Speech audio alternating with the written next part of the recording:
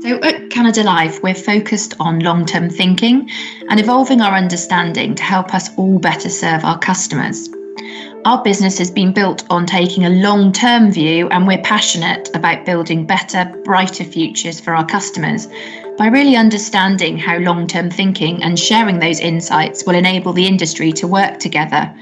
We're in challenging times, and the industry has many immediate challenges, like responding to the FCA Consumer Duty consultation, supporting vulnerable customers, and actually the redefining of wealth and affluence. These challenges only become easier if we can learn together, work together, and evolve together, and as you said, understand more about the why.